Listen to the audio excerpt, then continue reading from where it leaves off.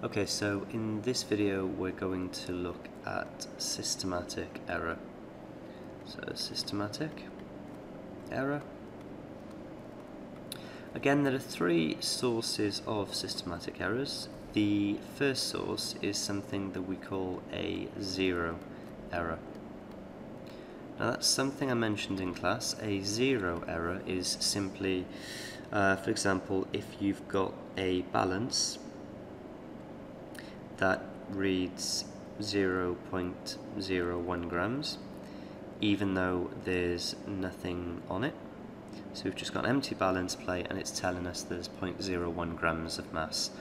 That's something that we'd call a zero error. The balance is reading something that isn't there. That could just as easily be negative 0.01 grams of mass, and that would systematically make our value either too high or too low. Okay, the second error is a calibration error.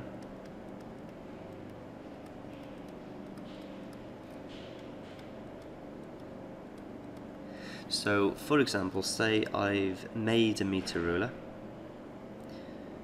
Now to calibrate simply means to compare to a known value. So let's say that I've used something that isn't quite a meter ruler to calibrate my meter ruler. So there's error in the original instrument I compared it to. Let's say the real meter, I'll do it in blue. Let's say the real meter is more like this. Okay, so I'm systematically going to mistake a meter for a value that's actually smaller than a real meter. Okay, so in this instance my measurement would systematically be too high.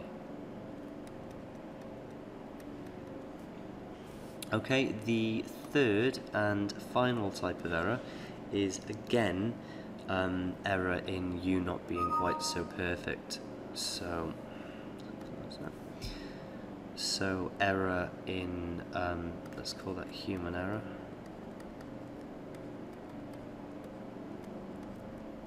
So, for example, let's say that you were reading a measuring cylinder. Let's draw a basic measuring cylinder, and we've got a liquid in here. And you've probably been told already a few times over to read from the meniscus. Let's say that you weren't doing that, you were actually reading from the bottom of the bubble, then your results would consistently be too low. So due to human error, we've got a systematic, we're systematically getting readings that are too low. So they're the three types of error. There's zero error when a machine isn't quite set to zero.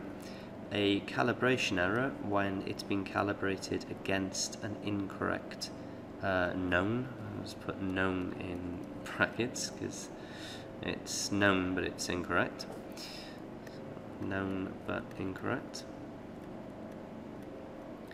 And finally, human error, which is error in the actual person in the experiment making a mistake.